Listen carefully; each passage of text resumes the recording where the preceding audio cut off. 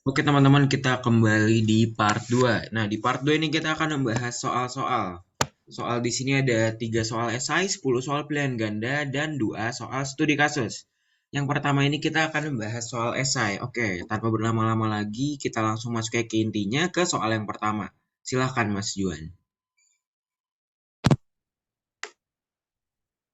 Untuk contoh soal esai, yang pertama kita ada soal bagaimana keuntungan atau kerugian dari penjualan kepentingan yang mengakibatkan dekonsolidasi diukur. Jadi menurut GAP ya laba atau rugi ini hanya diakui jika penjualan sahamnya mengakibatkan dekonsolidasi anak perusahaan atau bisa disebut ketika perusahaan induk tidak memiliki kendali. Nah, keuntungan atau kerugian ini dari penjualan saham itu merupakan selisih antara keuntungan nilai wajar dan nilai buku dari saham yang dijual, dengan asumsi bahwa investasi tersebut diperlakukan sebagai kombinasi satu baris. Lalu dengan menentukan nilai wajar imbal yang diterima, kedua, nilai wajar kepentingan non pengendali di mantan anak perusahaan pada tanggal pemilihan perusahaan, lalu juga yang ketiga, jumlah tercatat nilai kepentingan NCI di entitas anak sebelumnya pada hari entitas anak tersebut dihapus daripada laporan keuangan konsolidasian. Lalu jumlah gabungan tersebut dibandingkan dengan nilai buku, aset, dan kewajiban perusahaan.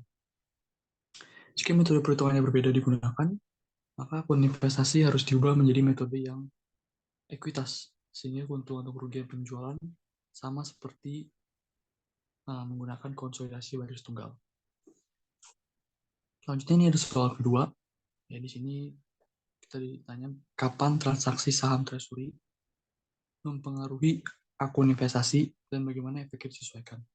Jadi transaksi saham treasury ini pada anak perusahaan mengubah saham perusahaan induk di anak perusahaan. Seperti kita jelaskan sebelumnya tadi bahwa transaksi treasury stock ini mengubah saham perusahaan induk di anak perusahaan. Lalu konversi saham induk tersebut terhadap nilai buku anak perusahaan memerlukan penyesuaian adjusting terhadap akun investasi induk kepada anak dan additional patent capital. Oke, selanjutnya soal esai nomor 3. Bagaimana cara mencatat keuntungan atau gain on sale investasi di awal periode dan di pertengahan periode? Mana yang lebih baik ketika menjual di pertengahan periode?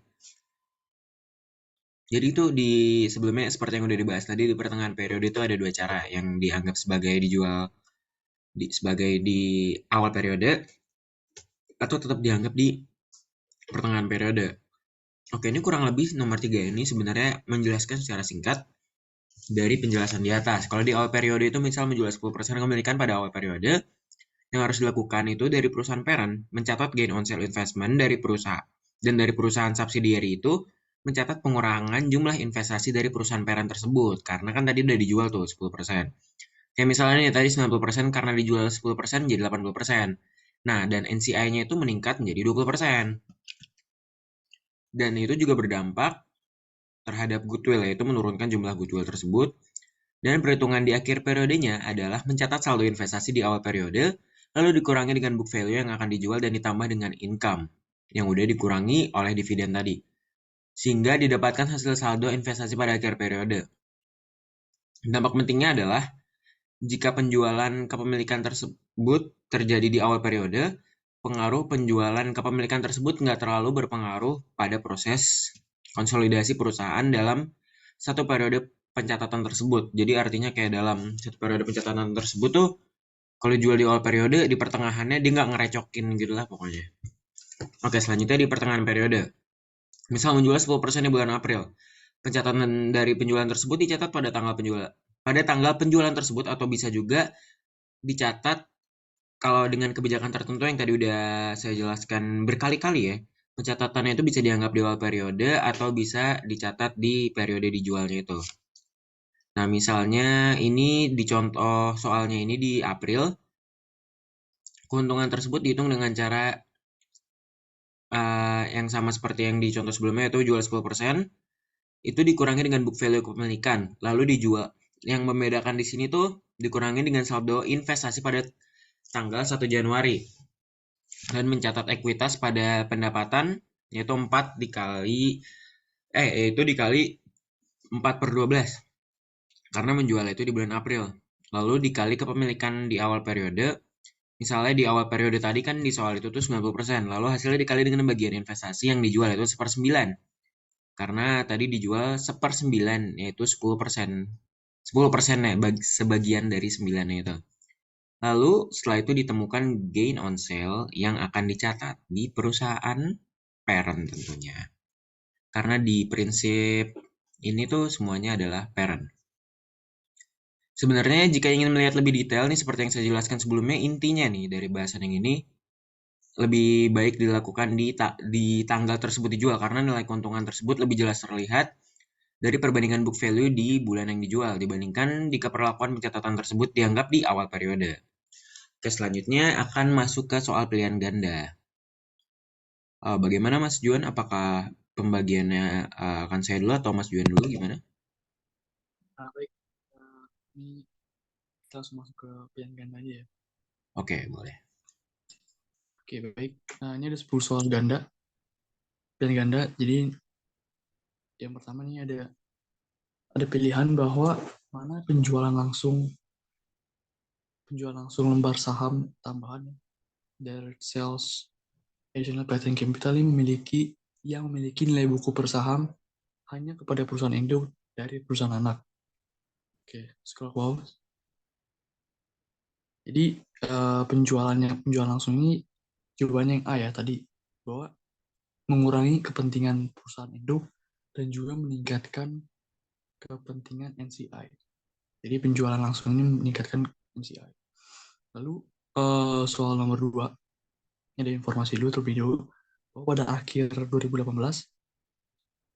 ada saldo rekening investasi PT Langit di PT Angkasa sebesar 500.000. Ya, saldo tersebut terdiri dari 80% ekuitas saham PT Angkasa yang berjumlah 625.000 pada tanggal tersebut.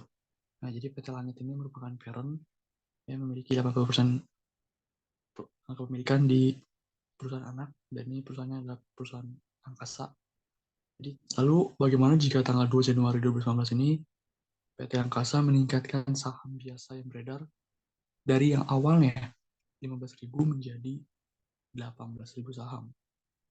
Oke, jadi di soal nomor 2 kita diminta mengasumsikan bahwa subsidiary ini menjual 3.000 saham tambahan secara langsung kepada parent PT Langit seharga 150.000 pada tanggal 2 Januari 2019.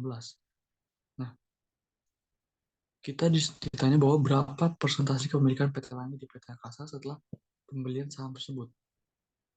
Nah, jadi kita lihat dulu bahwa tadi sebelumnya PT Langit ini memiliki 80% kepemilikan kan. Ya, 12.000 lembar saham dari 15.000. Lalu kemudian berubah menjadi 83%, 83,33%. Itu dari 15.000, kepemilikannya 15.000 dari 18 lembar saham. Jadi nomor 2 ini adalah D, 83,33%. Lalu nomor 3, anggaplah bahwa PT Angkasa Subsidiary ini menjual lagi 3.000 saham tambahan kepada pihak luar dengan harga 150.000 pada tanggal 2 Januari 2019. Lalu berapa persentase sekarang kepemilikan PT Langit setelah penjualan 3.000 saham tersebut? Nah, ini bawah. Nah, jadi tadi kan 12.000 saham lembar saham yang dari 18. Jadi persentasenya sekarang menjadi 66,67%. Jadi jawabannya adalah yang C. Lalu di nomor 4, soal bahwa pertimbangkan penjualan saham oleh anak perusahaan kepada pihak di luar entitas konsolidasi. Transaksi ini memerlukan penyesuaian pada investasi perusahaan induk dan akun modal investor tambahan, kecuali jika jawabannya adalah saham dijual sama dengan nilai buku per saham. Oke, lalu di nomor 5 ini, anak perusahaan ABC melakukan pemecahan saham 2/1 split stock. Maka pernyataan ini yang salah. Itu pemecahan saham ABC 2/1 mengurangi jumlah saham yang beredar. Jadi split stock ini tidak mengurangi outstanding share ya. Split stock ini hanya memperbanyak lembar sahamnya aja. Jadi kalau misalnya ada lembar sahamnya 1 itu bisa dipecah misalnya jadi 6 gitu. Jadi pemecahan tersebut tidak mengurangi jumlah saham yang beredar. Baik, selanjutnya akan dilanjutkan oleh Bastian. Oke, selanjutnya nomor 6. Pertanyaan nomor 6. Jika perusahaan induk dan investor eksternal membeli saham anak perusahaan terkait kepemilikan saham yang ada, maka tidak akan ada penyesuaian pada model disetor tambahan, terlepas dari apakah saham tersebut dijual di atas atau di bawah book value. Ini jawabannya adalah A. Lanjut ke nomor 7. Nah, ini ada informasi untuk nomor 7 dan 8. Pada tanggal 1 Juni 2016, PT Sukses membeli 70% kepemilikan di PT Maju Jaya dengan harga pembelian sebesar Rp350.000. Pada tanggal 1 Juni 2016, nilai book value dari aset dan kewajiban PT Maju Jaya sama dengan nilai wajar. Pada tanggal 1 Juni 2016, ekuitas pemegang saham PT Maju Jaya terdiri dari 290.000 saham biasa dan 210.000 laba ditahan. Seluruh perbedaan biaya buku diatribusikan ke goodwill. Selama tahun 2016, PT Maju Jaya memperoleh laba sebesar Rp120.000 yang diperoleh secara merata sepanjang tahun dan membayar dividen sebesar Rp6.000 pada tanggal 1 Maret dan Rp6.000 dan Rp6.000 lagi pada tanggal 1 September. Soal yang nomor 7. Berapa dividen yang didapatkan oleh kepentingan NCI, kepentingan pengendali atau NCI pada tahun 2013 atau hak minoritas? Jawabannya adalah A. 21.000. Itu didapatkan dari 120.000 dikali 7/12 dikali 30%. Karena NCI-nya itu ada 30%. Lalu yang nomor 8. Berapa pendapatan pre-acquisition pada tahun 2013? Jawabannya itu adalah D. 50.000. Adalah dari 120.000 dikali 5/12. Oke, lanjut ke soal nomor 9. Apa dampak dividen saham sebesar 15% oleh perusahaan anak? Dampak dividen saham sebesar 15% oleh perusahaan anak adalah saldo akun investasi perusahaan induk itu tetap sama. Jawabannya C. Yang ke-10, akuisisi saham kas oleh anak perusahaan dari pemegang saham NCI dengan harga di atas nilai buku. Itu mengurangi saham perusahaan induk dari nilai buku anak perusahaan dan meningkatkan presentasi kepemilikan perusahaan induk. Jawabannya adalah C. Oke, selanjutnya kita akan masuk ke soal kasus. Soal kasus ini saya tekankan ke bagian di penjualan saham karena perhitungannya agak tricky. Oke, yang pertama ini, P Corporation memiliki saham S sebesar 80% seharga $800.000. Pada tanggal 1 Januari 2020, P menjual kepemilikan saham di S itu sebesar 10% seharga $110.000. S mencatat laba bersih sebesar 50.000 dan membagikan dividen sebesar $20.000. Ini adalah perhitungannya. Step yang pertama, hitung book value kepemilikan yang dijual. Itu penting banget karena itu digunakan untuk mengurangi yang waktu penjualannya tadi. Nah, lalu setelah itu hitung pendapatan dikurangi dengan dividen. Pendapatannya di sini itu dia karena udah jual 10% dari 80% tadi, jadi tinggal 70%, lalu dikali dengan 50.000 dari pendapatannya. Lalu dividennya itu sebesar 20.000, lalu tinggal dikurangin aja 35.000 kurang 20.000. Jadi pendapatan kurang dividen adalah 15.000. Nah, ini adalah jawabannya. Jadi bentuk perhitungannya adalah seperti ini, sama seperti di catatan sebelumnya.